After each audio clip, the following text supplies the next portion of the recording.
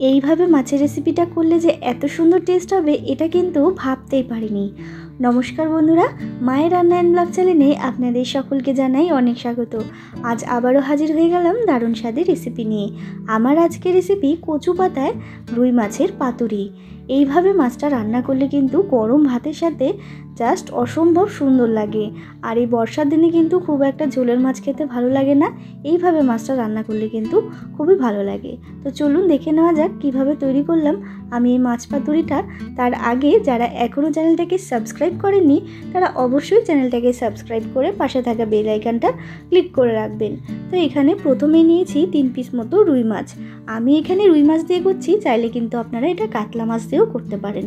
তারপরে দিয়ে দিলাম মাছটার মধ্যে লবণ, আর দিয়ে দিলাম গোলমরিচ গুঁড়ো, আর দিয়ে দিলাম একটু পাতিলেবুর রস। এরপরে সমস্ত উপকরণ দিয়ে কিন্তু আমি মাখিয়ে রেখে দেবো ওই ধরুন 5 মিনিটের মতো। আর হ্যাঁ, মাছটাকে কিন্তু আমি আগে ধুয়েই নিয়েছিলাম, এটা কিন্তু আমার বলা হলো না। তো দেখুন, ওদিকে মাছটা কিন্তু আমি ম্যারিনেশন করে রেখে দিয়েছি, আর এদিকে আমি একটা ফ্রাই প্যানের মধ্যে কিছুটা জল গরম করে রেখেছিলাম। সেই গরম জলের মধ্যে দিয়ে দিলাম একটু পাতিলেবুর রস। আর যে কচু পাতায় বললাম, কচু পাতাগুলো কিন্তু একটুখানি ভাপ দিয়ে নিতে হবে, না হলে কিন্তু যে কচু পাতায় একটুখানি গলা কুটকুট করার সম্ভাবনা আছে। আর এইরকমভাবে ভাপ দিয়ে নিলে কিন্তু কচু পাতায় কখনোই গলা চুলকাবে না।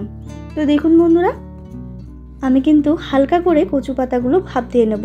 খুব বেশি সেদ্ধ করতে যাবেন না, তাহলে কিন্তু একেবারে নরম হয়ে যাবে, যেহেতু কচু পাতা ভীষণই নরম। তো দেখুন, ভাপ দেওয়া কিন্তু হয়ে গেছে, এপিট ওপিট করে ভাপ দিয়ে নিয়েছি। এরপরে আমি একটা মশলা তৈরি করে নেব। দিয়ে দিলাম কালো সর্ষে, সাদা সর্ষে, পোস্ত, আর দিয়ে দিলাম পরিমাণ মতো লবণ, দিয়ে দিলাম কয়েকটা কাঁচা লঙ্কা। এখানে কিন্তু লঙ্কার পরিমাণটা একটু বেশি পরিমাণেই পড়বে। তারপরে সামান্য জল দিয়ে কিন্তু মিহি একটা পেস্ট তৈরি করে নিচ্ছি। আর এদিকে একটা প্লেট নিয়েছি, তার মধ্যে দিয়ে দিলাম আমি হলুদ গুঁড়ো, কাশ্মীরি লঙ্কার গুঁড়ো, আর যে পেস্টটা তৈরি করেছিলাম সেই পেস্টটা। এরপরে সমস্ত পেস্টটা কিন্তু আমি প্লেটের মধ্যে দিয়ে দিচ্ছি। আর এই পেস্টটা আমি মিক্সিং জারে করেছি, আপনারা চাইলে কিন্তু শিলেও বেটে নিতে পারেন। এরপরে দিয়ে দিলাম ফ্যাটানো টক দই, ওই ধরুন 2 চামচ মতো। তো দেখুন, ফেটিয়ে রেখেছিলাম টক দইটাকে। এরপর দিয়ে দিচ্ছি ফ্রেশ ক্রিম। ফ্রেশ ক্রিমটা দিলে কিন্তু এই রেসিপিটা অসম্ভব টেস্টি হয়। তো দেখুন বন্ধুরা, ফ্রেশ ক্রিমটা দিয়ে দিলাম। এরপরে কিন্তু একটুখানি গোলমরিচ গুঁড়ো দিয়ে দিতে হবে, আর এই রেসিপিটা একটুখানি স্পাইসি টাইপেরই হবে। তারপর দিয়ে দিচ্ছি একটুখানি সর্ষের তেল, একটু কম পরিমাণেই দেবেন, যেহেতু এর মধ্যে টক দই দেওয়া আছে, ফ্রেশ ক্রিম দেওয়া আছে, তার জন্য অল্প পরিমাণে দিয়ে দিলাম। দিয়ে কিন্তু হাত দিয়েই ভালো করে মিক্স করে নিয়েছি। তো দেখুন বন্ধুরা, হাত দিয়ে ভালো করে মিক্স করে নিয়ে যে ম্যারিনেশন করা মাছগুলো ছিল সেগুলো কিন্তু ভালো করে দিয়ে ভালো করে কিন্তু মেখে নিতে হবে মশলার সাথে। আর মেখে নিয়ে কিন্তু আবারও আমি 2 থেকে 3 মিনিট মতো রেখে দেবো, যাতে মাছটার মধ্যে ভালো করে মশলাটা ঢুকে যায়। এদিকে একটা প্লেট নিয়ে নিয়েছি, তার মধ্যে যে কচু পাতাগুলো ভাপিয়ে রেখেছিলাম সেগুলো কিন্তু একে একে পরপর কিন্তু আমি লেয়ার দিয়ে দিচ্ছি।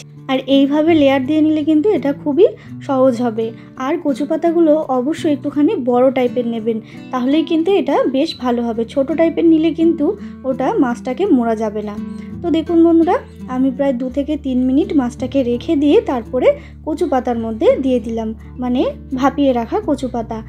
তারপরে যে এক্সট্রা গ্রেভিটা ছিল সেটা কিন্তু আমি দিয়ে দিলাম।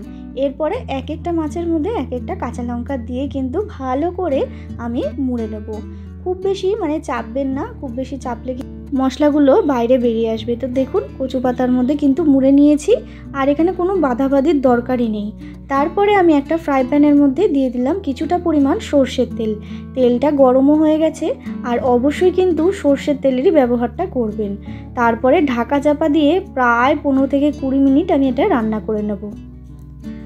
তো দেখুন বন্ধুরা, প্রায় ঢাকা চাপা দিয়ে 15 থেকে 20 মিনিট পর ফিরে আসলাম, আর আমার কিন্তু মাছটা একেবারে তৈরি হয়ে গেছে। দেখে বুঝতেই পাচ্ছেন একেবারে পোড়া পোড়া হয়ে গেছে। আর এইভাবে মাছটা রান্না করলে কিন্তু অসম্ভব টেস্ট লাগে। তো দেখুন বন্ধুরা, মাছটা কিন্তু একেবারে তৈরি হয়ে গেছে। আমি আপনাদের মাছটা একটুখানি দেখিয়ে দিচ্ছি। তো দেখুন, আপনারা দেখে বুঝতেই পাচ্ছেন মাছটা কিন্তু একেবারে সেদ্ধ হয়ে গেছে। দেখুন কতটা সুন্দর তৈরি হয়ে গেছে। এইভাবে মাছটা রান্না করে দেখবেন, গরম ভাতের সাথে অসাধারণ লাগে। তো দেখুন, এরপরে কিন্তু আমি ঠান্ডা করে একটু নামিয়ে নিয়েছি, দেখে বুঝতেই পাচ্ছেন। তো বন্ধুরা, এইভাবে একদিন রান্না করবেন, বাড়িতে অবশ্যই, আর আমাকে কমেন্ট করে জানাতে ভুলবেন না যে কেমন লাগলো। আর আমার এই রেসিপিটার মধ্যে যদি কিছু ভালো লেগে থাকে তাহলে অবশ্যই একবার লাইক করবেন, শেয়ার করবেন। আর যারা এখনও চ্যানেলটাকে সাবস্ক্রাইব করেননি তারা অবশ্যই চ্যানেলটাকে সাবস্ক্রাইব করে আমার পাশে থাকবেন নিত্য নতুন ভিডিও দেখার জন্য। আবারও হাজির হয়ে যাব নতুন কোনো রেসিপির সাথে। ততক্ষণের জন্য ভালো থাকবেন। ধন্যবাদ।